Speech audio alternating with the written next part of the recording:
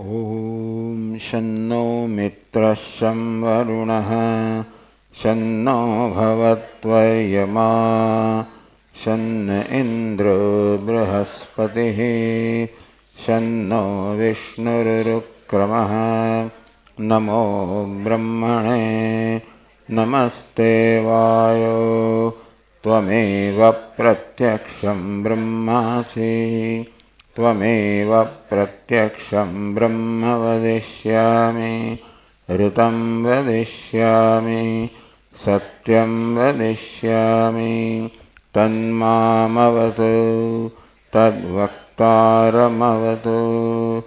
अवतु माम् अवतु वक्तारम् ॐ शान्ति शान्ति शान्तिः ॐ सहना भवतु सहनौ भुनक्तु सह वीर्यङ्करवावहै तेजस्विनावधीतमस्तु मा विद्विषावहै ॐ शान्ति शान्ति ॐ पूर्णमदः पूर्णमिदं पूर्णात् पूर्णमुदच्यते पूर्णस्य पूर्णमादाय पूर्णमेवावशिष्यते ॐ शान्ति शान्ति शान्तिः श्रुतिस्मृतिपुराणानाम् आलयं करुणालयं नमामि भगवत्पादं शङ्करं लोकशङ्करं शङ्करं शङ्कराचार्यं बादरायणं सूत्रभाष्यकृतौ वन्दे भगवन्तौ पुनः पुनः ईश्वरो गुरुरात्मेति मूर्तिभेदविभागिने व्योमवद्व्याप्तदेहाय दक्षिणामूर्तये नमः। उपनिषद मंत्र वाँचिए 95 पाना पर। ॐ ब्रह्मविदाप्नोति परम्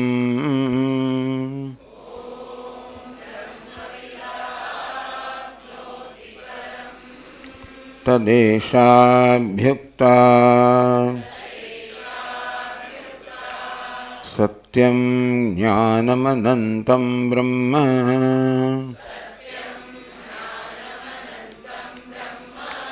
यो वेद निहितं गुहायां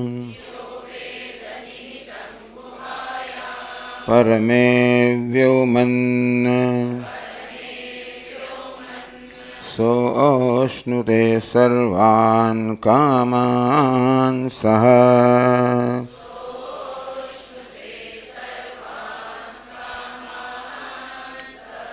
ब्रह्मणा विपश्चितेति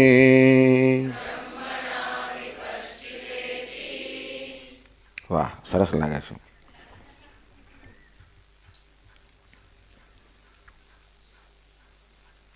यो वेद निहितं गुहायां परमे व्योमन् परमे व्योमनि गुहायां परमे व्योमनि यत् निहितं तद् ब्रह्म। आम ग्रंथकारे समझाव्યું કે पंचकोश रूपी जे गुहा है एमां परम व्योम एटले के अज्ञान रूपी कारण जे जगतनु कारण है ये अज्ञान वसेलू है एना वडे ब्रह्म आवृत थयेलू है ढंकायेलू है।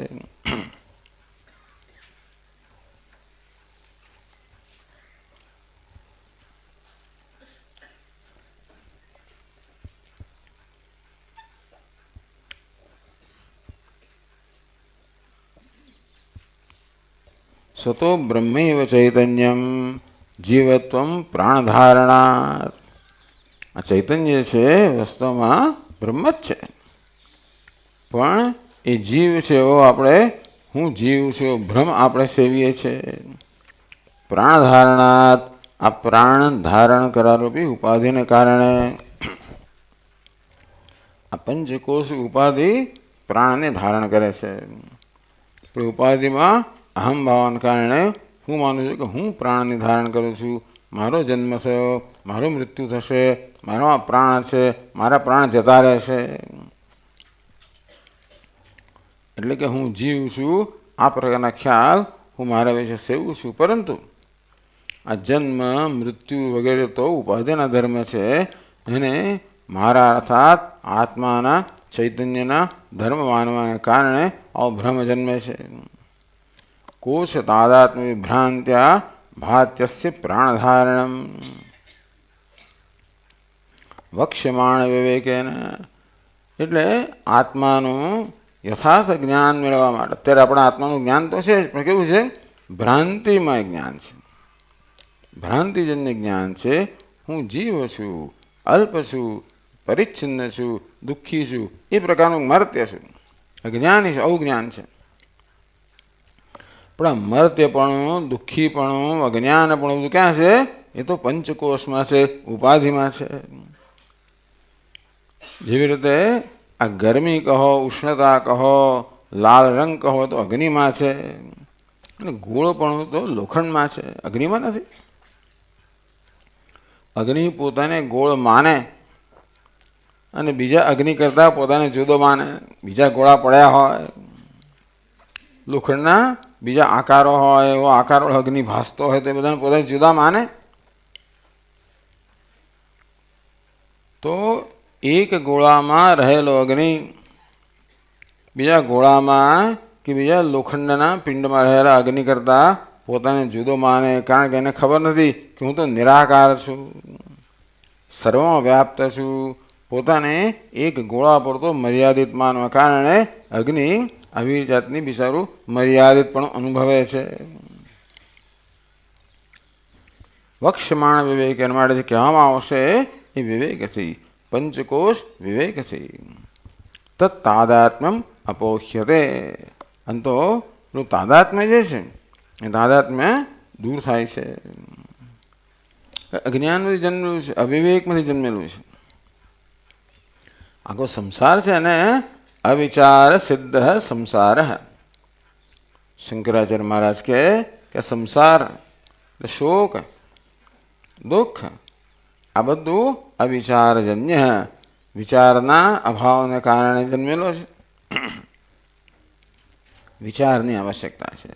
વિવેક કહો, વિચાર કહો.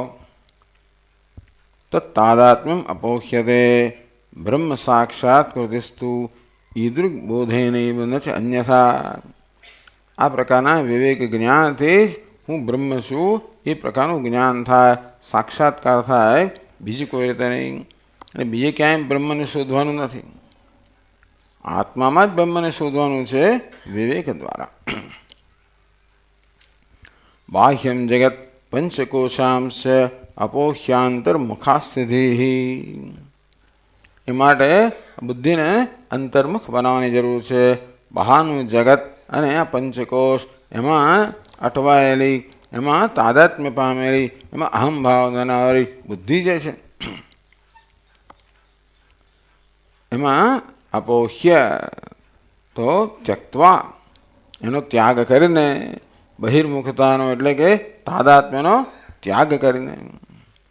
અસ્ય અંતર્મુખા અસ્ય ધીહી. અને બુદ્ધિ જ્યારે અંતર્મુખ બને, બ્રહ્મ સાક્ષાત કરોત્યેવ, ત્યારે જ બ્રહ્મનું સાક્ષાત્કાર કરે છે. એટલે બ્રહ્મને જુએ છે, બ્રહ્મના દર્શન પોતાને બ્રહ્મરૂપે જુએ છે.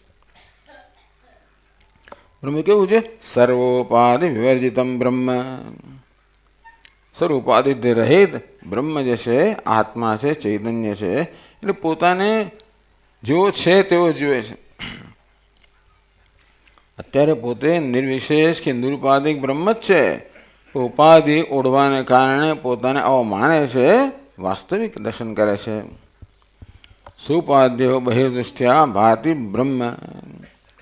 બહિર્દૃષ્ટિ, જ્યાં સુધી ઉપાધિમાં અહમભાવ છે ત્યાં સુધી બ્રહ્મ ઉપાધિવાળો જણાય છે, આત્મા ઉપાધિવાળો જણાય છે, દુઃખી જણાય છે, મર્ત્ય જણાય છે, અજ્ઞાની જણાય છે, પરિચ્છિન્ન જણાય છે.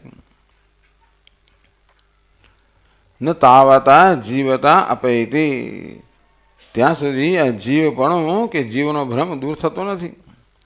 તસ્માદ અંતર્દૃષ્ટ્યા એવ બુદ્ધ્યતા, અને માટે પોતાના વાસ્તવિક સ્વરૂપનું જ્ઞાન તો અંતર્દૃષ્ટિથી પ્રાપ્ત કરવું જોઈએ. અંતર્દૃષ્ટિ કોને કહેવાય? બહિર્દૃષ્ટિ કોને કહેવાય? બહિર્દૃષ્ટિ જગદભાનમ તસ્ય સત્યત્વધિ અપી. તો બહિર્મુખતા એટલે બહાર જોવું એવું નહીં. બહિર્મુખતા બહારના જગતને સત્યતા આપવી. જગતને જોવાનો વાંધો નથી, જગતને અનુભવવાનો પણ વાંધો નથી. જગત જેવું છે મિથ્યા એવું જો આપણે જાણતા હોઈએ તો જગત આપણા સુખ દુઃખનું કારણ ના બની શકે. પછી મિથ્યા છે જેવી રીતે આપણે સ્વપ્નનું જગત પણ સુખ દુઃખ આપતું હોય છે, સ્વપ્નમાં પણ એવા જ સુખ દુઃખનો અનુભવ થતો હોય છે. કોઈ માણસે જૂટવી ગયું, કોઈ લઈ ગયું, કોઈ આપી ગયું, આ બધા અનુભવ થાય સ્વપ્નમાં પણ. તેમ દુઃખી થઈ જવું છું. જાગ્યા પછી ખબર પડે કે એવું તો કશું હતું જ નહીં. સ્વપ્ન મિથ્યા છે, એને સત્ય આપવાને કારણે જે બધું દુઃખ જન્મે છે એ પછી જ્યારે જોઈએ કે નહીં એ તો મિથ્યા છે ત્યારે એટલે મિથ્યા વસ્તુ દુઃખ ના આપે. આ તો રમત છે, આ તો દેખાવો છે, આ તો આભાસ છે એવું ખબર પડે પછી એ વસ્તુ દુઃખનું કારણ ન બને. આ તો મારું પ્રતિબિંબ છે, ભલે આંખું ચૂકું દેખાતું હોય પણ આ તો હું જ છું. વિવેકાત સત્યતા અપાયેલી. સત્યનું શું લક્ષણ છે, મિથ્યાનું શું લક્ષણ છે, એ લક્ષણ આપણે જગતમાં લગાડીએ. કે સત્ય તો કોને કહેવાય? જે નિર્વિકાર હોય, જેમાં કોઈ પ્રકારનું પરિવર્તન ન થતું હોય, જે અબાધિત હોય, અબાધ્ય હોય, એને સત્ય કહેવાય. તો જગત તો વિકારી છે, પરિવર્તનશીલ છે, બાધ યોગ્ય છે, સુષુપ્તિમાં પણ હોતું નથી. એ જગતમાં મિથ્યાનું લક્ષણ ઘડે. જગત કેવું છે? મિથ્યા છે. એ વિચારથી કે આ સત્યતા એ આંખથી જોવાની વસ્તુ નથી અને મિથ્યા પણ આંખથી જોવાની વસ્તુ નથી. જગત સાચું છે એ આંખો નથી કહેતી, બુદ્ધિ કહે છે. બુદ્ધિના મનમાં એ પ્રકારનો નિશ્ચય એમ લાગે છે કે જે વસ્તુ અનુભવું છું એ સત્ય છે.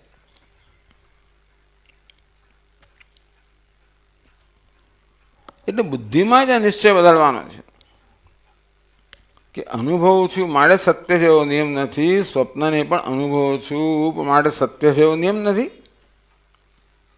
કોઈ જાદુગર મારી સમક્ષ જાદુઈ રચના ઊભી કરે ત્યારે હું જાદુના પ્રભાવમાં હોઉં ત્યારે એ મને સત્ય જણાતું હોય એટલે એ સત્ય નથી બની જતું. આમ આ જગતનું સત્યત્વ એ બુદ્ધિનો એક નિશ્ચય છે, બુદ્ધિનો નિર્ણય છે, બુદ્ધિની સમજ છે. આંખો તો બિચારી જે છે એ જ બતાવે છે, એનું અર્થઘટન બુદ્ધિ કરે છે ને.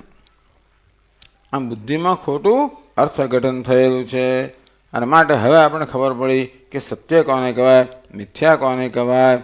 એટલે વારંવાર બુદ્ધિ પછી યાદ દેવડવા પડે કે આ તો મિથ્યા છે, જો મિથ્યા છે. વિવેકાત સત્યતા અપાયતી. બુદ્ધિમાં વિવેક થાય કે વિચાર થાય કે મિથ્યા કોને કહેવાય, સત્ય કોને કહેવાય, તો પછી બુદ્ધિ જે સત્યતા આપે છે એ દૂર થાય છે. અને પછી જરૂર હોય તો ચાલો પ્રતીતિ પછી એવું થઈ જતું હોય કે જેવી જગતની પ્રતીતિ થાય એટલે વળી સત્યતા અપાઈ જાય. બે તકલીફો છે. એક તકલીફ બુદ્ધિની છે, સમજની છે. બીજી તકલીફ ટેવની છે, સ્વભાવની છે. આ મનનો સ્વભાવ થઈ ગયો છે કે જગતમાં સુખ છે. અત્યાર સુધી બુદ્ધિ પણ એવું માનતી હતી માટે મન માનતું હતું. હવે બુદ્ધિની સમજ બદલાય પણ મનની ટેવ બદલાતી નથી. એટલે વળી પાછું મન પોતાના સ્વભાવ પ્રમાણે સત્યતા આપે તો બુદ્ધિને પૂછ્યા વગર છે. એટલે મન માટે યોગ. આ મન જે છે ને એમાં પરિવર્તન લાવવા માટે યોગ, બુદ્ધિમાં પરિવર્તન લાવવા માટે વિવેક કે વિચાર, મનમાં પરિવર્તન લાવવા માટે યોગ. જગત ભાનમ તો યોગત. એટલે મન હવે જગતના સંપર્કમાં ન આવે એવું આપણે કરવું હોય તો યોગ વડે આપણે મનને અંતર્મુખ બનાવીએ. બહિર્દૃષ્ટૌ અપેતાયામ અંતર્દૃષ્ટ્યાય દીક્ષતે નિગૂઢમ જીવ ચૈતન્યમ તદ બ્રહ્મ ઇતિ પ્રપશ્યતે. આમ બહારની દૃષ્ટિ બહિર્દૃષ્ટિ છે અપેતાયામ દૂર થઈ જાય. અંતર્દૃષ્ટ્યા દૃષ્ટિ અંતર્મુખ બને. એ અંતર્દૃષ્ટિથી યદ ઈક્ષતે જે દેખાય છે. કોણ? નિગૂઢમ જીવ ચૈતન્યમ. આ તો જીવ ચૈતન્યને બરાબર હું જોઉં કે ભાઈ આ એના પર નજર રાખો તો બ્રહ્મ છે એથી પ્રપશ્યતે. એ બ્રહ્મ છે જે દ્રષ્ટિમાં કોઈ પ્રકારનો અધ્યારોપ નથી. દ્રષ્ટિ કેવી છે? નિષ્પક્ષ છે, ઓબ્જેક્ટિવ છે.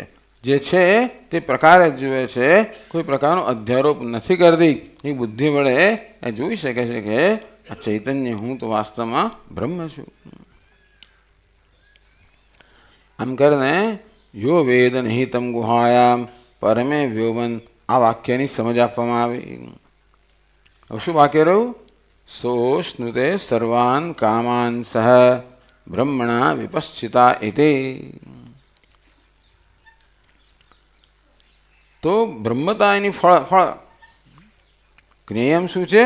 બ્રહ્મ છે, સત્યમ જ્ઞાનમ અનંતમ. જ્ઞાન કેવું છે? તો કે આ જીવ ચૈતન્ય છે એને બ્રહ્મ રૂપે જોવું એ જ્ઞાન છે. એનું ફળ શું છે? સહ અશ્નુતે સર્વાન કામાન સહ બ્રહ્મણા વિપશ્ચિતાયતે. આ વિદ્વાન કે જ્ઞાની પુરુષ સ્વયં બ્રહ્મ બની જાય, જે વિપશ્ચિત છે, સર્વજ્ઞ છે. અને સર્વજ્ઞ બ્રહ્મ રૂપે એ સર્વ કામનાઓને એક સાથે ભોગવે છે. એ ભોગવે કહેવાય. ભોગવવાનું એવું આમાં નથી.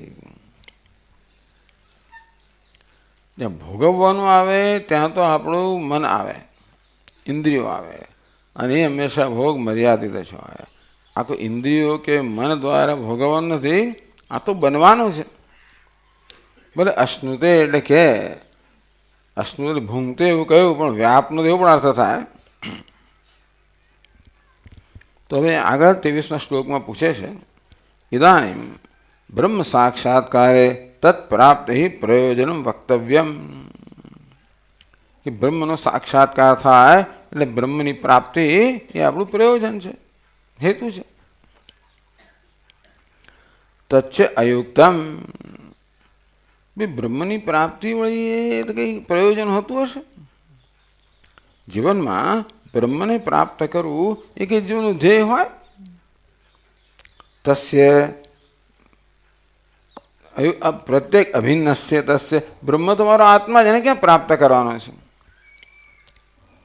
બ્રહ્મ તો નિત્ય પ્રાપ્ત છે, એટલે એ તો પ્રાપ્ત થયેલું જ છે. અજ્ઞાની હોય કે જ્ઞાની હોય, બંનેનો આત્મા બ્રહ્મ જ છે. ભાઈ એવું છે કે પહેલા આત્મા બ્રહ્મ નહોતો અને જ્ઞાન થવાથી બ્રહ્મ બની ગયું નથી. પહેલા દસમો નહોતો અને કહ્યું કે તું દસમો જ માણસ દસમો બની ગયું નથી, દસમો હતો જ. અવિદોષોપી નિત્ય પ્રાપ્તત્વાદ. એટલે જ્ઞાની હોય એનો આત્મા એ બ્રહ્મ છે અને તેથી હંમેશા છે જ, અને જ્ઞાનીનો આત્મા એ બ્રહ્મ છે એ હંમેશા ફેર શું બેમાં? જ્ઞાની પ્રાપ્ત કરો, પ્રાપ્ત થયેલો જ છે ને. તો જ્ઞાની બ્રહ્મને પ્રાપ્ત કરે એ વળી શું? આનંદ પ્રાપ્ત કરે. વિદ્વદ અવિદુષો વિશેષ ન સ્યાદિતિ. તો એ દ્રષ્ટિએ વિદ્વાન અને અવિદ્વાન, જ્ઞાની અને જ્ઞાની વચ્ચે ફેર શું? બંનેના આત્મા તો બ્રહ્મ જ છે અને બ્રહ્મ તો પ્રાપ્ત થયેલું જ છે. તો પછી બેમાં ફેર શું? આ જ્ઞાન પ્રાપ્ત થવાથી શું ફેર પડે ભાઈ? આશંકે યુગપત સર્વકામ અવાપ્તિ. તો કે આટલો જ ફેર છે. આ જ્ઞાન થવાથી હું આનંદ સ્વરૂપ છું, એટલે સર્વ કામનાઓ સર્વ ભોગ્ય વિષય પ્રાપ્ત થઈ ગયા. જાણે કે એટલે આનું મહાન ફળ છે. ભાઈ કંઠમાં હાર તો છે, કંઠી તો છે જ ને. ભાઈ એ જાણે કે ના જાણે એમાં ક્યાં પ્રાપ્ત કરતો? નહીં. કંઠી હોવા છતાં પણ ન જાણો એટલે એમ લાગે કે મારી પાસે કંઠી નથી અને માણસ શોધ્યા કરે. અને કંઠી મળવાથી બધી શોધનો અંત આવી જાય. ખરું ને? એમાં મળવું, જાણવું એટલે મળવું. આમાં જાણવું એટલે મળવું. દસમાને જાણવો અને દસમાને મેળવવો. એ નિત્ય પ્રાપ્ત વસ્તુ, એના માટે આ નિયમ લાગુ પડે. અપ્રાપ્ત વસ્તુ માટે નહીં. જે મારી પાસે નથી એને જાણવાથી મળી ના જાય, પણ જે મારી પાસે છે અને અજ્ઞાનને કારણે નથી એવો ભ્રમ સેવું છું, એને જાણવાથી મળી જાય. તો આનંદ તો છે જ, પણ અજ્ઞાનને કારણે નથી એવું બિચારો અજ્ઞાની માને છે અને જ્ઞાની જુએ છે કે આનંદ સ્વરૂપ છું. આટલો જ ફેર પડે. इति सूत्र व्याख्यान भूतायाः रुचः सोष्णुते सर्वान् कामान् सह ब्रह्मणा विपश्चिता इति. આ અંશ છે એ સમજાવે છે. હવે તો 23મા શ્લોકમાં કહે છે,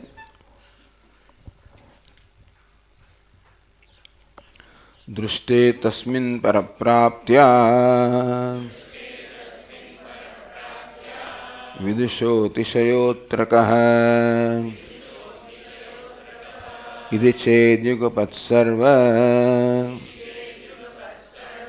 कामाप्तिरधिका भवेत्.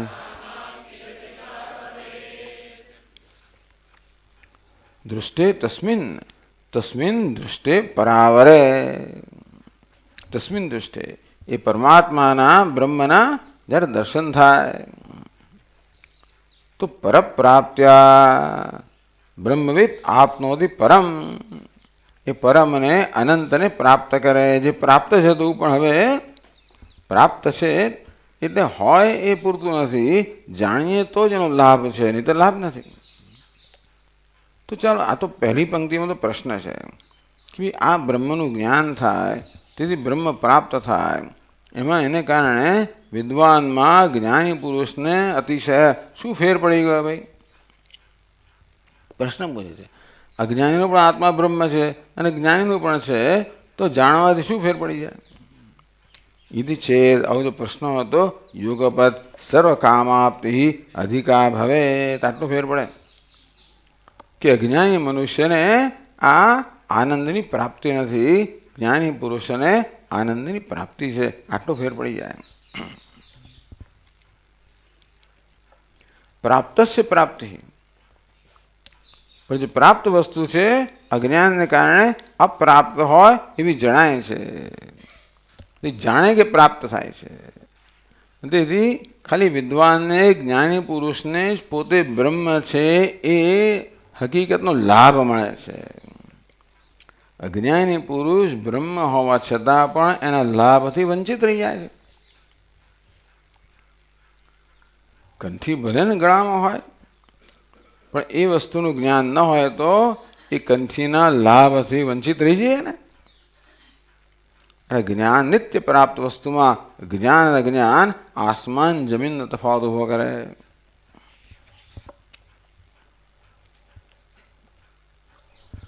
નુ વિષયાનંદસ્ય બ્રહ્માનંદ રૂપત્વાત. હવે કહે છે કે આનંદ તો એક જ છે. આનંદ તો એક માત્ર બ્રહ્મ જ છે. જે અનંત હોય એ જ આનંદ સ્વરૂપ હોય. સત્યમ જ્ઞાનમ અનંતમ બ્રહ્મ. આ બ્રહ્મ આનંદ સ્વરૂપ છે. અને તેથી જે કોઈ જગ્યાએ કે જ્યાં પણ આપણે આનંદનો અનુભવ કરતા હોઈએ એ આનંદનું ઉદ્ભવ સ્થાન તો બ્રહ્મ જ છે. તો કે જે વિષયાનંદસ્ય બ્રહ્માનંદ રૂપત્વાત. આનંદ તો તમે વિષયાનંદ એટલે શું? વિષયને ભોગવીએ અને જે આનંદ અનુભવ થાય એ પણ બ્રહ્માનંદ જ છે. અને બ્રહ્માનંદ તો એક જ છે. તો બધી કામનાઓ પૂરી થાય એટલે શું? તસ્ય એકત્વ, અને બ્રહ્માનંદ એક જ છે. એટલે ધારો કે વિદ્વાનને બ્રહ્માનંદ એક વસ્તુ મળે. કથમ સર્વાન કામાનિતિ ઉક્તમ, આ બધી કામનાઓ એક સાથે પૂરી થઈ જાય એ કેવી રીતે કહ્યું? ઇતિહાસંખ્ય જો તમે 37 પાના પર એમાં લખેલું છે વિષયાનંદ અને બ્રહ્માનંદ પછી જુદું છે. ચાલો એ તો પછી બીજું સમજાવશો. બે રીતે આ શ્લોકને જોઈ શકાય. એક રીતે છે કે વિષયાનંદ છે એ જ બ્રહ્માનંદ છે, અને બ્રહ્માનંદ એક છે. તો પછી બ્રહ્મની પ્રાપ્તિથી સર્વ કામનાઓ પ્રાપ્ત થાય એ કઈ રીતે? એને માટે બૃહદારણ્યક ઉપનિષદનું આ વાક્ય કહે છે, જો આપણી ચોપડીમાં તસ્યૈવ આનંદસ્ય સર્વાણી ભૂતાની માત્રામ ઉપજીવંતી જડ્યું બધાને? એનું ભાષાંતર આપ્યું છે.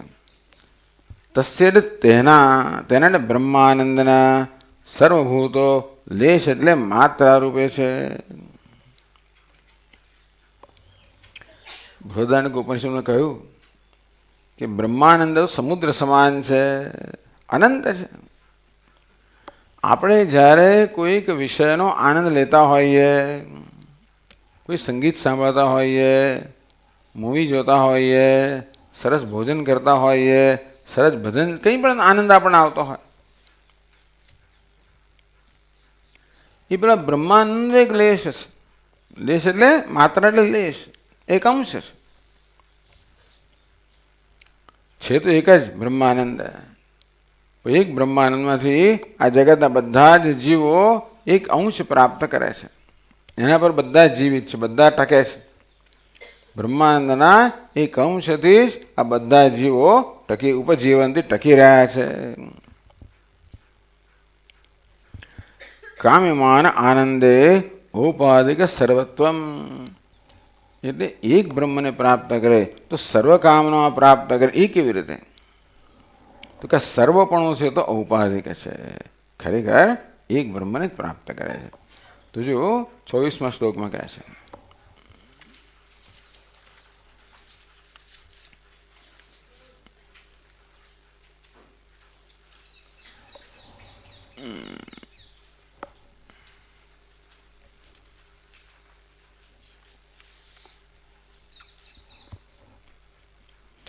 કામ્યન્તે વિષયાનંદાઃ નિખિલૈઃ પ્રાણિભિઃ સદા બ્રહ્માનંદસ્ય તે સર્વે લેશા ઇત્યપરા શ્રુતિઃ.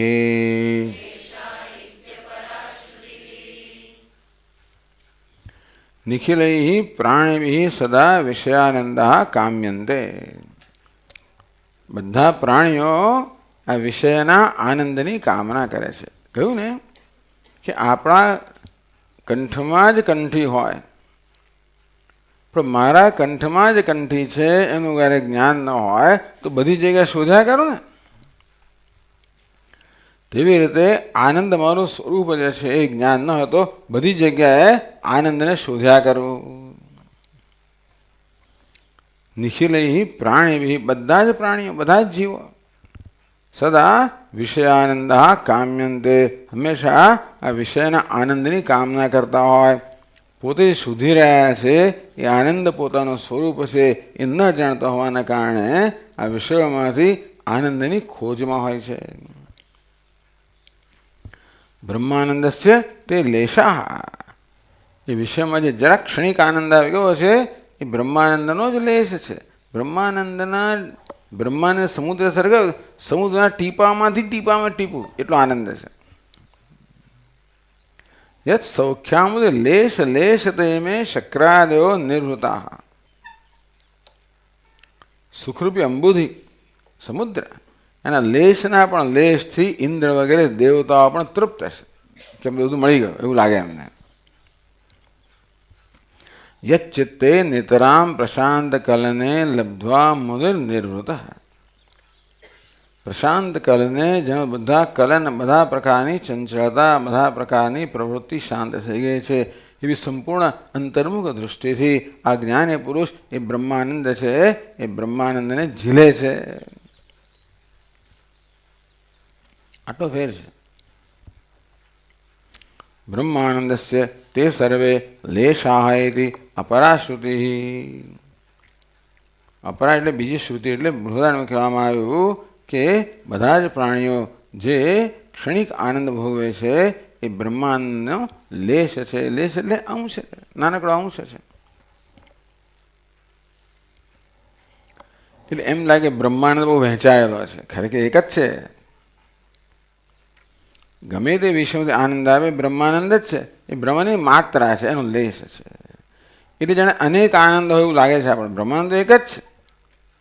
તો પછી અનેક કામનાઓ બધી એની ભોગવે છે, એવું અનેક પણ ક્યાંથી આવ્યું? અનેક પણ માત્ર આ વિષયોની અનેકતાને કારણે છે, એનું ઉપાધિ કહેવાય.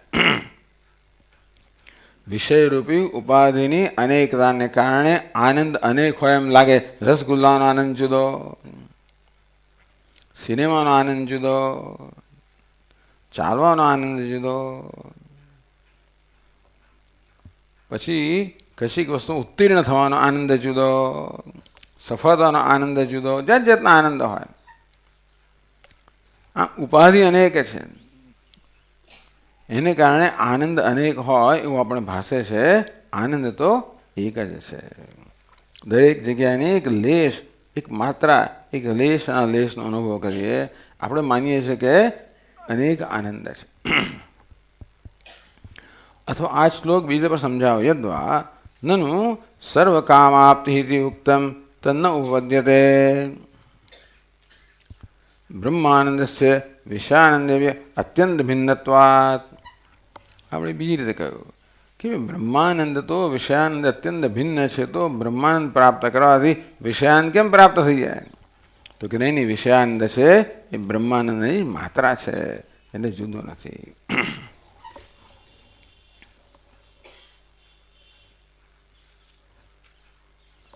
તો પ્રશ્ન થયો, નનુ બ્રહ્માનંદસ્ય વિષયાનંદત્વે. આપના કહેવા પ્રમાણે વિષયમાં જે આનંદ આવે છે એ બ્રહ્માનંદ જ હોય, તો બ્રહ્મણ નિત્ય. પણ બ્રહ્મ તો હંમેશા આપણો આત્મા જ છે ને ભાઈ, એ તો હંમેશા પ્રાપ્ત જ છે. તો આનંદ આપણું સ્વરૂપ જ છે, નિત્ય પ્રાપ્ત છે, તો પછી આપણે વિષય માટે ઈચ્છા કેમ જન્મવી જોઈએ? પ્રશ્ન એ છે કે આપણા મનમાં વિષયોના આનંદની ઈચ્છા જન્મે છે, એ બતાવે છે કે અંદર આનંદ નથી. અંદર આનંદ હોત તો શા માટે ભાઈ બહારના વિષયમાંથી આનંદ મેળવવાની ઈચ્છા જન્મતી હોય? શા માટે? સ્રગાદિ વિષયેચ્છા ન સ્યાદ. સરક, ચંદન, વનિતા વગેરે જગતના વિષયો છે, એની ઈચ્છા ન જન્મતી હોત જો ખરેખર, એટલે વિષયાનંદ જુદો લાગે છે. કહેવાનો ભાવ એ છે કે બ્રહ્માનંદ એક છે, વિષયાનંદ જુદો છે, એવું હોવું જોઈએ. કારણ કે બ્રહ્માનંદ આપણી પાસે હોવા છતાં પણ આ વિષયાનંદની આપણને ઈચ્છા તો રહે જ છે ને. બ્રહ્માનંદ નિત્ય સન્નિહિત, એટલે નિત્ય તો આપણી પાસે જ છે, અને છતાંય વિષયાનંદની ઈચ્છા રહે છે. એ પછી લાગે છે કે એ બે જુદા હોવા જોઈએ.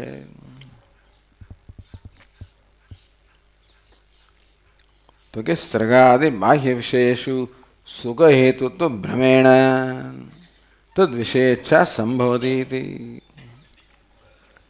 તો દુનિયાના પદાર્થો સુખ આપે છે માટે એની ઈચ્છા થાય છે એવું નહીં, પણ દુનિયાના પદાર્થો સુખ આપે છે એવો ભ્રમ છે માટે ઈચ્છા થાય છે.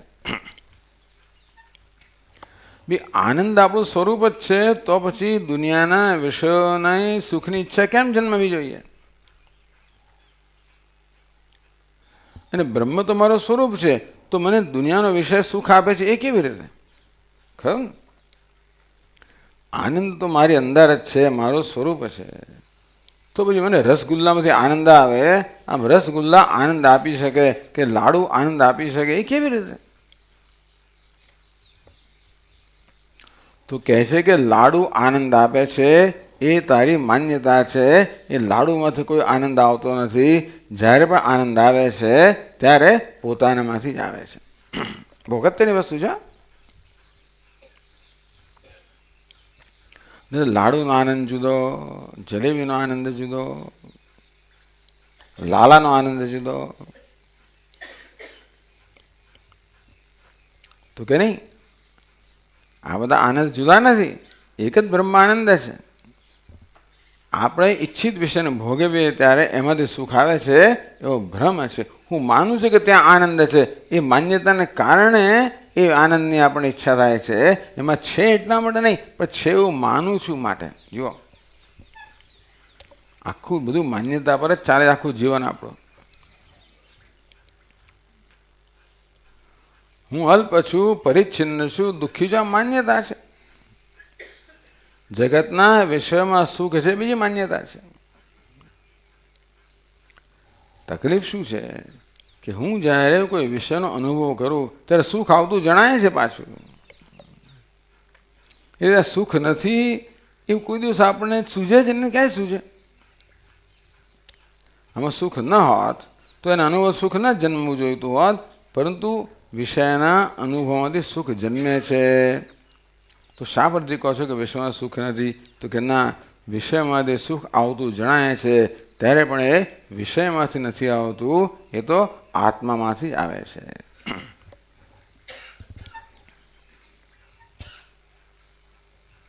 એ બધું સમજાવે. ચાલો, બધી વસ્તુ સાથે નહીં કહી દઈએ આપણે. આનંદ હેતવો બાહ્યા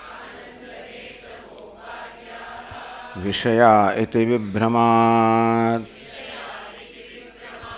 કામયન્તે બહિર્દૃષ્ટ્યા વિષયાન પ્રાણિનોખિલાઃ.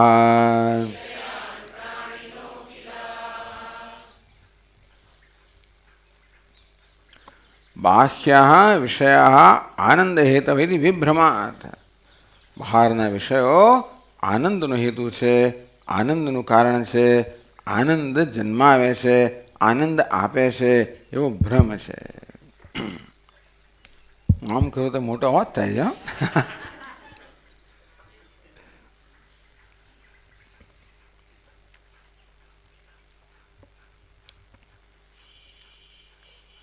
ભ્રમને કારણે અખિલાહ પ્રાણિનઃ બહિર્દૃષ્ટ્યા વિષયાન કામયંતે. અંદર જુઓ છો ને નંબર બધા.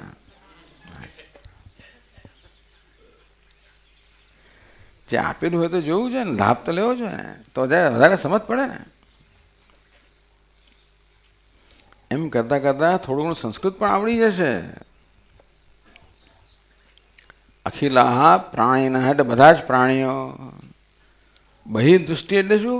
આ દૃષ્ટિ બહાર જોવું એ બહિર્દૃષ્ટિ નથી. બહાર આનંદ છે એ પ્રકારની માન્યતાને બહિર્દૃષ્ટિ કહેવામાં આવે. જગતની પ્રતિથી બહિર્દૃષ્ટિ નથી. જગત સત્ય છે એ માન્યતાને બહિર્દૃષ્ટિ કહેવામાં આવી. તેમ વિષયની તરફ જોવું એને અનુભવ બહિર્દૃષ્ટિ નથી, પણ તે આનંદ છે એ પ્રકારના ભ્રમને બહિર્દૃષ્ટિ કહેવામાં આવે.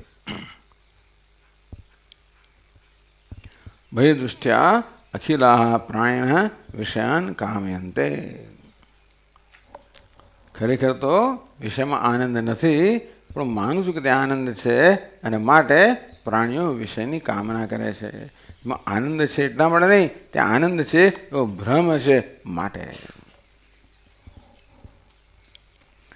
વિષયેષુ દુઃખ હેતુત્વમ એવ ન આનંદ હેતુત્વમ ઇતિ ઉપાદિતમ. વિષયમાં દુઃખ જ છે, આનંદ કાંઈ નથી. આગળ કહેવામાં આવ્યું. ક્યાં કહેવામાં આવ્યું? જો ફૂટનોટમાં જો ટિપ્પણી 25. જો વિષયે દુઃખ જાતમ યત તદ વીક્ષ્યા પક્ષપાતતઃ ઇતિ. 15મા પાના પર જુઓ, નહીં 19મા પાના પર જુઓ. 19મા પાના પર બધું કામ કરેલું છે ભાઈ.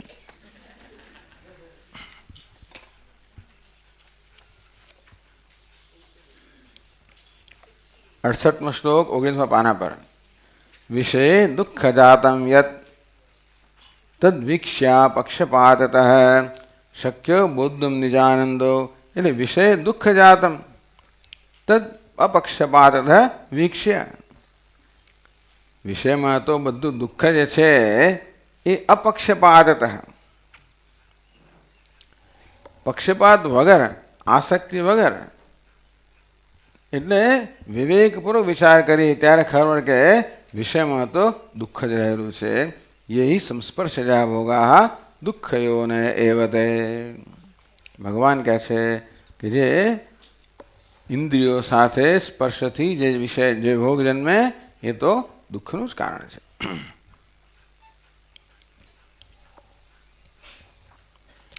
તો જો વિષયમાં સુખ હોય જ નહીં તો વિષયનો જ્યારે હું ઉપભોગ કરું ત્યારે સુખનો અનુભવ થાય છે એનું શું ભાઈ? તમે જે કહો એ કહો, હું તો ટીવી જોતો આનંદ આવે છે સ્વામીજી. પેલો કે આપણો ભાઈ કે સ્વામીજી જ્યારે જ્યારે ટીવી જોઉં છું તે સ્વામી યાદ આવે છે.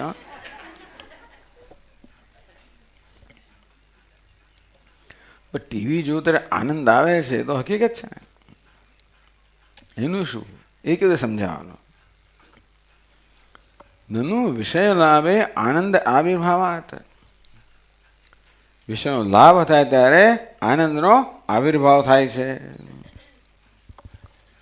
પુનઃ તદ હેતુત્વ ભ્રાંત્યા સગાદિકામના. અચ્છા, તો હવે બીજો એક પણ પ્રશ્ન કરે છે કે વિષય લાભે આનંદ આવિર્ભાવાત, એટલે ખરેખર તો વિષયમાં આનંદ નથી, પણ મને આનંદ આવે છે કેમ? વિષય શું કરે છે? આપણા મનમાં વિષયની જ્યારે ઈચ્છા હોય, આપણું મન કેવું હોય?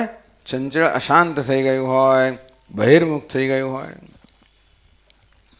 ઈચ્છિત વિષય પ્રાપ્ત થાય એટલે ક્ષણભર આપણી મનની ઈચ્છા સંતોષાઈ જાય, એટલે મનની બહિર્મુખતા શમી જાય, મન અંતર્મુખ બને અને આનંદનો અનુભવ કરે. એ વાત કહે છે 26મા શ્લોકમાં. અભિષ્ટ વિષયે લબ્ધે ધીઃ પ્રત્યાવૃત્ય હૃદગતમ બ્રહ્માનંદમ ક્ષણમ ભુક્ત્વા બાહ્યમ કામયતે પુનઃ.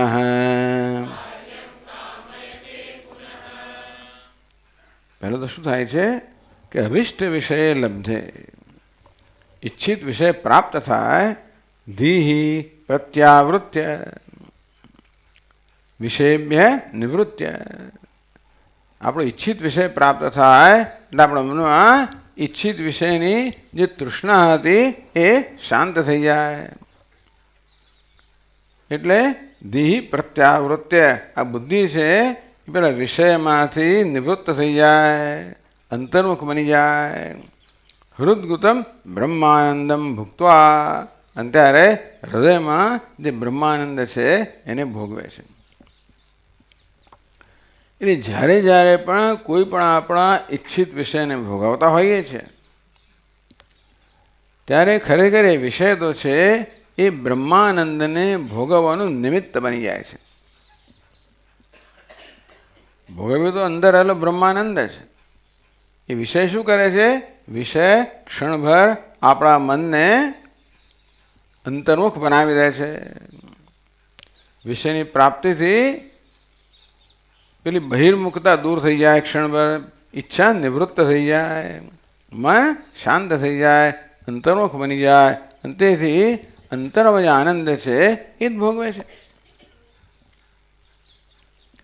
જેમ પેલું કૂતરું હાડકું ચાવતું હોય, ચાવ ચાવ કરે, સૂકો હાડકામાં કોઈ રસ ના હોય, પરંતુ હાડકું ચાવે ત્યારે અંદર જે ઘા પડે એમાંથી લોહી ટપકતું હોય, આ કૂતરું પોતાનું જ લોહી ચાખતું હોય છે. એને એમ કે હાડકામાંથી રસ આવી રહ્યો છે. આવું દૃષ્ટાંત આપે છે. તેવી રીતે આપણે પણ વિષયને ચાવીએ છીએ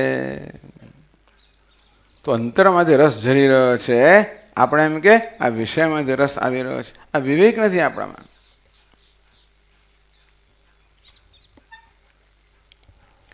તો પ્રશ્ન થયો, ચાલો ને ભાઈ ગમે તેમ હોય, વિષય પ્રાપ્ત થાય એટલે બ્રહ્માનંદ પ્રાપ્ત થાય છે ને. પછી વિષયની કામને કેમ થવી? બ્રહ્માંડ પ્રાપ્ત થઈ ગયો. આપણો ઈચ્છિત વિષય પ્રાપ્ત થાય ત્યારે ચાલો વિષયનો આનંદ નથી, બ્રહ્માનંદ છે, ચાલો બરાબર. પણ વિષયની પ્રાપ્તિથી બ્રહ્માનંદ પ્રાપ્ત થઈ ગયો પછી વિષયની કામને કેમ જન્મવી જોઈએ? તો કહે છે ભાઈ ક્ષણમ ભુક્તવા, એક ક્ષણભર જ આનંદ ટકે છે, બધા ટકતો નથી. ભોગપ્રદ કર્મ ઉપરમે સતી, ખરેખર તો આપણને વિષય પણ ક્યારે આનંદ આપી શકે ખબર છે? આપણા પૂર્વના પુણ્યનો ઉદય થયો હોય તો. આપણા પૂર્વના કર્મ છે એ આપણને સુખનો અનુભવ કરાવતો હોય છે, વિષય તો નિમિત્ત જ છે. જો વિષયમાંથી સુખ જન્મતું હોય તો આપણે ખાતરીપૂર્વક કહે કે હું તો રોજ રસગુલ્લા ખાઈશ, સવાર બપોર સાંજ ખાઈશ, પણ નથી થતું. એક દાડો આનંદ આવે એ જ વસ્તુમાંથી બે દાડા ના પણ આવે. કેમ ના આવે? કે પહેલે દિવસે આનંદ આવવાનું કારણ એ વિષય તો બધા નિમિત્ત જ છે. ખરેખર તો આપણું પેલું પૂર્વનું કર્મ હતું, એ કર્મના પરિપાક રૂપે એ આનંદનો અનુભવ થયો હતો. એ પછી એવું કર્મ ફરી પરિપાક ન થાય તો બીજી વાર આનંદ ન છે ને. એટલે વેદાંત કહે છે કે જો સુખ મેળવવું હોય તો પુણ્ય કર્મ કરો, બસ તો સુખ મળશે. ભોગપ્રદ કર્મો પરમે સતી પુનઃ તદ્ભ્રાંત્યા. શું થયું? એક ક્ષણભરનો આનંદ આવે, એ કર્મ એટલો આનંદ આપે, કર્મ પૂરું ખૂટી ગયું બિચારું, ક્ષીણે પુણ્ય, એટલે હતા ત્યાં થઈ ગયા પાછા. એ કર્મ માત્ર ક્ષણિક આનંદ આપી શકે એટલું જ હોય એનું બિચારાની શક્તિ. પાછા દુઃખી થઈ જઈએ, પછી પેલી ભ્રાંતિ પાછી આવે, ત્યાં આનંદ છે, પાછું ભાગ્યા ત્યાં. બ્રહ્માનંદમ ક્ષણમ ભુક્તવા, એક ક્ષણ માટે બ્રહ્માનંદનો અનુભવ કરીને પુનઃ બાહ્યમ કામાય તે, પેલી ભ્રાંતિ પાછું દુઃખ આવી જાય ને, પેલું સુખ જતું રહ્યું, પાછો હતો ત્યાં એટલે વળી પેલી ભ્રાંતિ પાછી આવે કે ત્યાં સુખ છે, એટલે વળી પાછું જાય. કહેવાનો વાત શું છે કે બ્રહ્માનંદ આપણું સ્વરૂપ હોવા છતાં પણ વિષયો માટેની તૃષ્ણા સંભવિત છે, કારણ કે આપણા મનમાં ભ્રમ છે કે આનંદ વિષયોમાં છે. તેથી આપણને ક્ષણભર બ્રહ્માનંદનો અનુભવ થાય તો પણ એ અનુભવ જતો રહે, વળી પાછા દુઃખી થઈ જઈએ, એટલે વળી પાછી બીજી ઈચ્છા સવાર થઈ જાય અને આપણું મન બીજા વિષય તરફ દોડે.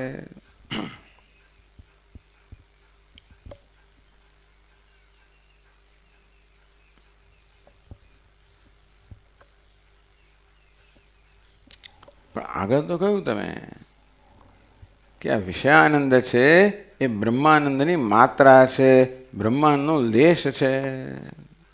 આ બ્રહ્મને ટુકડા ટુકડા થઈ જાય છે, શું થાય છે? તો કારણ એવું તો નથી, એ તો વાત કહેવાની એક રીત છે. એ કહે છે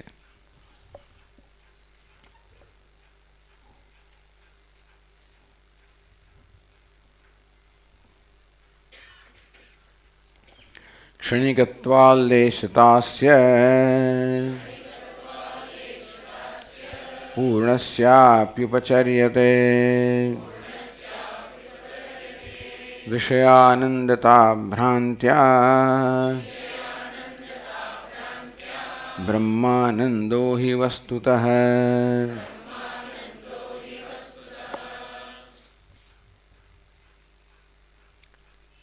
ક્ષણિકત્વાત, આપણે ક્ષણભર માટે પણ જેનો અનુભવ કરીએ છીએ બ્રહ્માનંદ જ છે. એ બ્રહ્માનંદના ક્ષણિક અનુભવ માટે વિષય તો માત્ર એક નિમિત્ત જ બન્યો. તો તમે બ્રહ્માનંદ જ જો હોય તો બ્રહ્માનો લેશ કેમ કહો છો? તો ક્ષણિકત્વાદ, એક ક્ષણભર માટે ચાલે છે ને, માટે એને લેશ કહેવામાં આવે.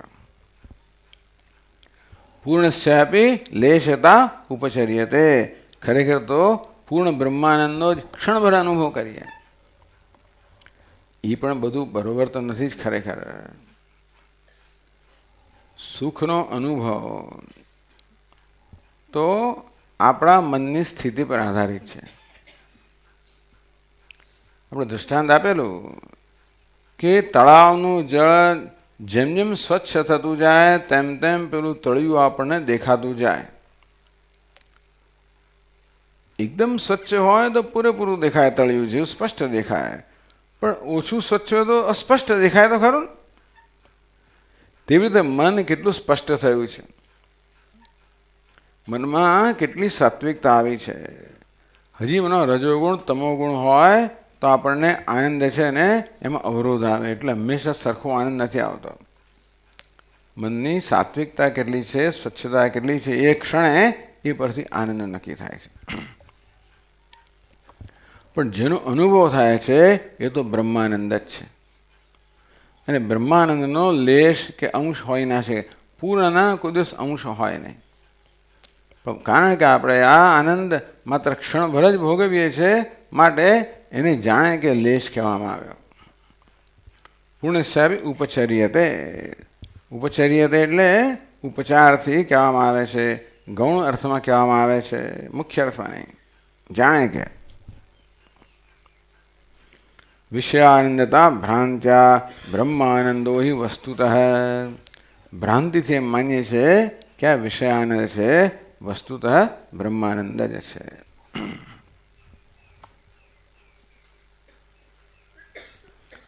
જો તમે ટિપ્પણમાં જો 27મા શ્લોકમાં ઉપચાર પ્રયોગ એટલે મિથ્યા પ્રયોગ, ઉપચર્યતે કહ્યું ને,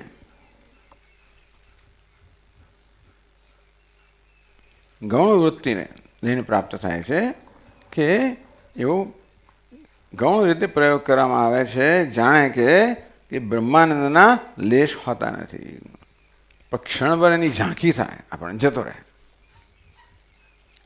આમ સૂર્ય વાદળમાં પ્રકાશતો હોય, આકાશમાં વાદળોને કારણે સૂર્ય દેખાતો ન હોય, એકદમ પવનની એક લહેરખી આવે, વાદળને હટાવી દે, ક્ષણભર સૂર્યની ઝાંખી થઈ જાય, પાછું વાદળ આવી જાય. તો પેલું સૂર્ય ક્ષણભર દેખાય ને, મારે એમ કહેવાય કે સૂર્યનો અંશ દેખાયો. સૂર્યનો અંશ નથી હોતો, આખો સૂર્ય દેખાય છે, પણ પેલો ક્ષણભર દેખાઈને જતો રહ્યો ને એમ કહેવાય કે જાણે કે એક અંશ જ દેખાય આપણને, એવું કહેવાય છે. તો આપણને સૂર્યનો જ અનુભવ, પણ વાદળ આવે અને સૂર્યને પાછું ઢાંકી દે. બ્રહ્માનંદો હિ વસ્તુતઃ. વાસ્તવમાં એ બ્રહ્માનંદ જ છે. એ વિષયાનંદ છે એ તો ભ્રાંતિ છે, એ વાસ્તવમાં બ્રહ્માનંદ જ છે.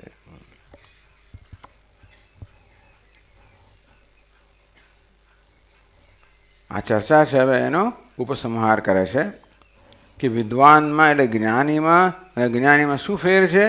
આ જ્ઞાનનો જ ફેર છે. બ્રહ્માનંદ તો અજ્ઞાનીનો પણ આત્મા છે અને જ્ઞાનીનો પણ આત્મા છે, પણ અજ્ઞાનને કારણે એ નિત્ય પ્રાપ્ત છે, છતાં પણ અપ્રાપ્ત હોય એવો ભ્રમ અજ્ઞાની સેવે છે અને જગતના વિષયોની કામના કરે છે. જ્યારે જ્ઞાની પુરુષનો એ ભ્રમ નથી, માટે એની વિષય કામનાથી મુક્ત થઈ જાય છે. અંતરદૃષ્ટ્યા વિવેકી તુ બ્રહ્માનંદમ સદેક્ષતે અંતર્ભવન્તિ ક્ષણિકાઃ સર્વે તસ્મિન નિરંતરે.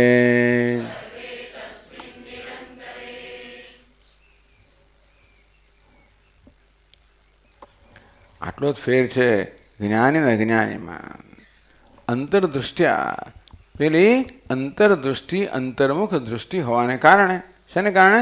વિવેકથી, યોગથી દૃષ્ટિ અંતર્મુખ છે. આગળ સમજાવ્યું.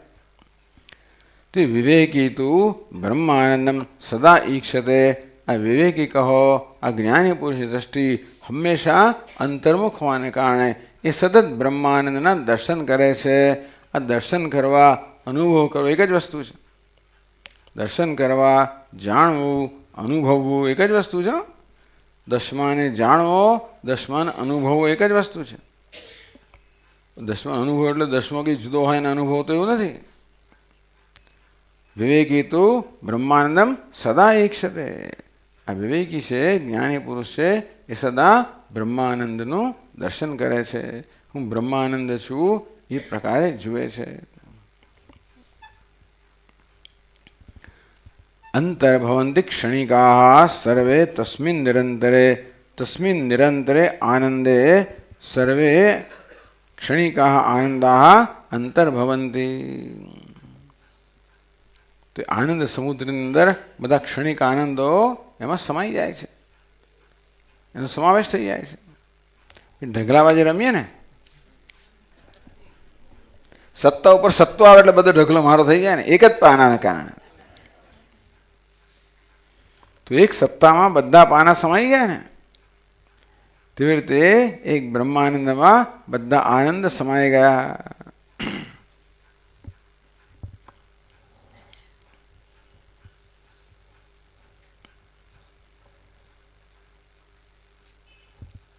નિરંતર સદાતને સૈંધવ ઘનવત આનંદૈક રસે. જો ટિપ્પણી જો 28મા શ્લોકની 49 પાના પર. નિરંતર સદાતન સૈંધવ ઘનની પેરે આનંદ કરે, આનંદૈક રસ સમજાય તો બ્રહ્માનંદને વિશે.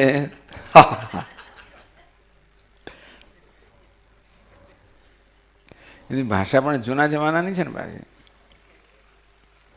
સૈંધવ ઘન એટલે મીઠાનો ગાંગડો. આવો એક દ્રષ્ટાંત આપે. આ મીઠાનો ગાંગડો એટલે દ્રષ્ટાંતમાં શું છે ખબર છે? મીઠા સિવાય કશું જ ના હોય અંદર. ઘન, મીઠું બરોબર ઘન થઈ ગયું હોય, એમાં કોઈ પ્રકારની જગ્યા બચી જ ના હોય, કોઈ છિદ્ર રહ્યું જ ના હોય, એવી કલ્પના કરો. સૈંધવ ઘન.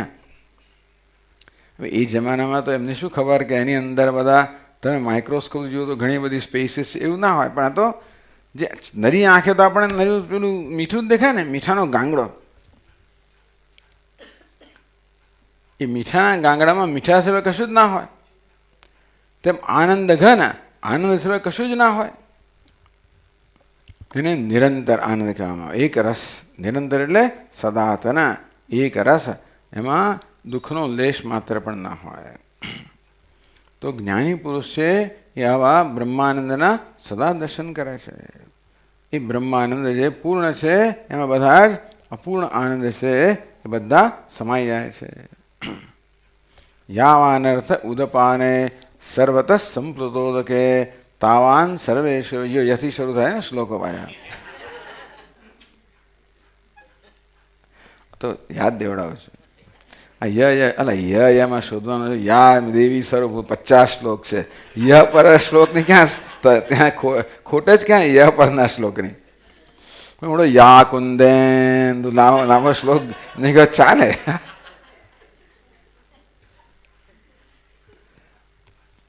યાવાનર્થ ઉદપાને સર્વત સંપ્લુતોદકે તાવાન સર્વેષુ વેદેષુ બ્રાહ્મણસ્ય વિજાનતઃ. ભગવાને પણ પોતાની દ્રષ્ટાંત આપ્યું કે ઉનાળો જ્યારે હોય ત્યારે સાબરમતીમાં ખાલી રેતી જ હોય, કશું હોય નહીં. નદીમાં, હિન્દુસ્તાની નદીઓમાં મોટે ભાગે એવું જ હોય, પણ એની અંદર નીચે પાણી હોય ખરું. એટલે પાણી મેળવવા માટે લોકો કંઈક ખાડા કરે, 4-5 ફૂટ ખોદો એટલે પાણી મળે તમને. એમાંથી લઈ લેવાનું પાણી, પીવા માટે, નાહવા માટે, ધોવા માટે. એવા કેટલાય બધા ખાડા કરેલા હોય. ચોમાસું આવે, નદીમાં પૂર આવી જાય, બધા ખાડામાંથી મળતું બધું પાણી પેલા પૂરમાં સમાઈ જાય ખરું કે નહીં? અંતર્ભવંતી, એને અંતર્ભાવ થઈ જાય એટલે સમાઈ જાય. તેવી રીતે બ્રહ્માનંદમાં આ બધા જ ક્ષણિક આનંદો સમાઈ જાય. એટલે કહેવામાં આવ્યું કે બ્રહ્માનંદની પ્રાપ્તિ એટલે જેણે બધા જ ક્ષણિક આનંદની પ્રાપ્તિ. બધાની પ્રાપ્તિ એવું નથી, પણ બ્રહ્માનંદનું વર્ણન કરવા માટે આ પ્રકારે કહેવામાં આવ્યું કે બધી જ કામનાઓ એક સાથે પૂરી થઈ જાય.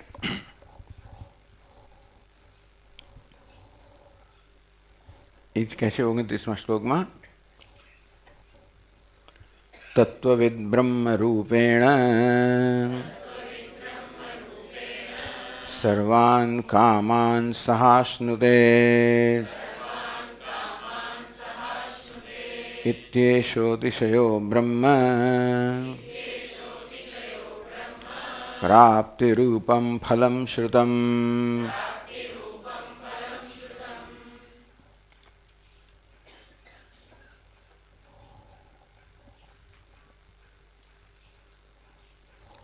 सह अश्नुते सर्वान् कामान् ब्रह्मणा विपश्यता इति इत्थंभूत तृतीया ब्रह्मणा विपश्चित ब्रह्म रूपे आ ज्ञानी ब्रह्मना જ્ઞાનથી સ્વયં બ્રહ્મ બની ગયો. બ્રહ્મ કેવું છે? વિપશ્ચિત, સર્વજ્ઞ છે. સર્વજ્ઞ એટલે શું? બધાને ઉજાળનારું છે. બધા આનંદનો અનુભવ એટલે શું? એક સાથે બધા વિષયને ઉજાળવા. એટલે એવું નથી કે બધા આનો અનુભવ કરે એટલે એક પછી એક બધા રસગુલ્લાને મોંમાં આવતા રહે, એવું નથી. એવું નથી એનો અનુભવ એ પ્રકારનો. પણ જાણે કે બધા જ વિષયો એક સાથે ભોગવાતો હોય અને કેવો આનંદ, એનું નામ પૂર્ણ આનંદ. એ પૂર્ણ આનંદ ભોગવે છે એટલે પૂર્ણ આનંદ બની જાય છે. કોઈ પ્રકારની ઉણપ જ્યાં રહેતી નથી, કોઈ પ્રકારની ક્ષતિ રહેતી નથી, કોઈ પ્રકાર અસંતોષ રહેતો નથી. આત્મનેવ આત્મના તુષ્ટ, સ્વયં પોતે પોતાનાથી તુષ્ટ છે. તત્વિદ બ્રહ્મરૂપેણ એ કહ્યું. આ તત્વિદ બ્રહ્મ શું? બ્રહ્મણા વિપશ્યતા ઇતિ. આ તત્વજ્ઞાની છે એ બ્રહ્મરૂપે પોતે બ્રહ્મ બની ગયો. સર્વાન કામાન સહ અશ્નુતે, બધી જ કામનાઓ એટલે બધા જ ભોગ્ય વિષયો છે જાણે કે એક સાથે ભોગવે છે. એટલે કે બધા જ ભોગ્ય વિષયમાંથી જે સુખ આવે એ સુખ એક સાથે અનુભવે એટલે કે એ પૂર્ણ સુખ રૂપ બની જાય છે.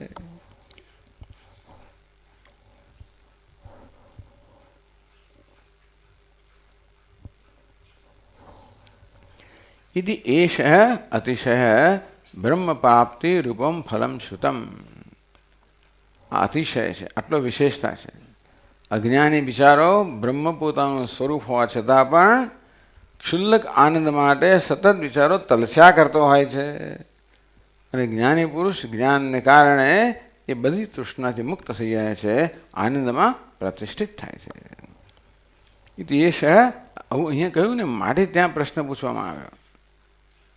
ટીકામાં 23મા શ્લોકમાં કો અતિશય, કેમ કે અહીંયા અતિશયની વાત કરે એટલા માટે. ઇત્યેષો અતિશયો બ્રહ્મ પ્રાપ્તિ રૂપમ, બ્રહ્મ પ્રાપ્તિ રૂપમ ફલમ શ્રુતમ. શ્રુતિમાં કહ્યું કે બ્રહ્મની પ્રાપ્તિ રૂપે ફળ એટલું જ છે કે જાણે કે સર્વ કામનાઓ સાથે ભોગવે છે, એટલે કે પૂર્ણ આનંદમાં પ્રતિષ્ઠિત થાય છે.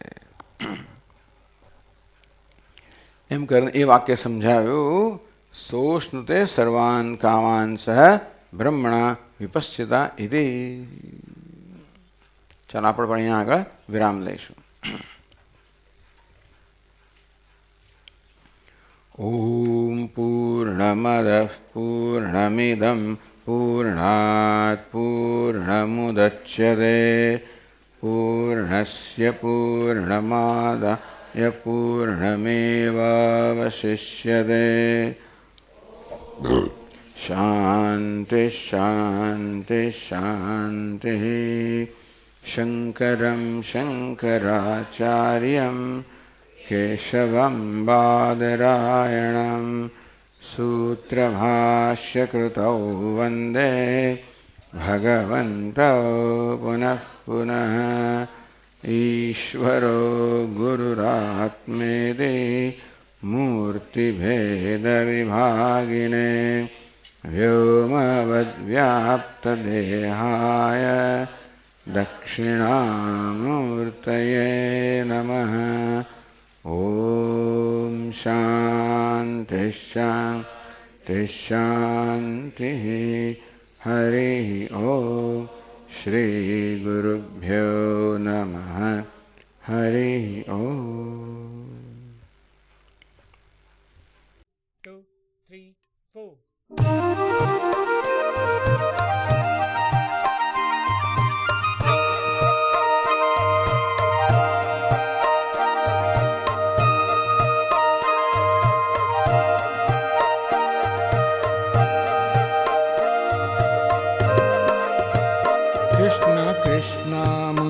मुकुन्दा जनार्दन कृष्ण कृष्ण मुकुन्दा जनार्दन कृष्ण कृष्ण मुकुन्दा जनार्दन कृष्ण कृष्ण मुकुन्दा जनार्दन कृष्ण गोविन्द नारायण हरे कृष्ण गोविन्द नारायण हरे कृष्ण गोविन्द नारायण हरे कृष्ण गोविन्द नारायण हरे कृष्ण कृष्ण मुकुन्दा जनार्दन कृष्ण कृष्ण मुकुन्दा जनार्दन कृष्ण गोविन्द नारायण हरे कृष्ण गोविन्द नारायण हरे अच्युतानन्द गोविन्द माधवा अच्युतानन्द गोविन्द माधवा अच्युतानन्द गोविन्द माधवा अच्युतानन्द गोविन्द माधवा सच्चिदानन्द नारायण हरे सच्चिदानन्द नारायण हरे सच्चिदानन्द नारायण हरे सच्चिदानन्द नारायण हरे अच्युतानन्द गोविन्द माधवा अच्युतानन्द गोविन्द माधवा अच्युतानन्द गोविन्द माधवा अच्युतानन्द गोविन्द माधवा सच्चिदानन्द नारायण हरे सच्चिदानन्द नारायण हरे सच्चिदानन्द नारायण हरे सच्चिदानन्द नारायण हरे कृष्ण कृष्ण मुकुन्दा जनार्दन कृष्ण कृष्ण मुकुन्दा जनार्दन कृष्ण गोविन्द नारायण हरे कृष्ण गोविन्द नारायण हरे अच्युतानन्द गोविन्द माधवा अच्युतानन्द गोविन्द माधवा सच्चिदानन्द नारायण हरे सच्चिदानन्द नारायण हरे अच्युतानन्द गोविन्द माधवा अच्युतानन्द गोविन्द माधवा सच्चिदानन्द नारायण हरे सच्चिदानन्द नारायण हरे कृष्ण कृष्ण मुकुन्दा जनार्दन कृष्ण कृष्ण मुकुन्दा जनार्दन कृष्ण गोविन्द नारायण हरे कृष्ण गोविन्द नारायण हरे अच्युतानन्द गोविन्द माधवा अच्युतानन्द गोविन्द माधवा सच्चिदानन्द नारायण हरे सच्चिदानन्द नारायण हरे अच्युतानन्द गोविन्द माधवा अच्युतानन्द गोविन्द माधवा सच्चिदानन्द नारायण हरे सच्चिदानन्द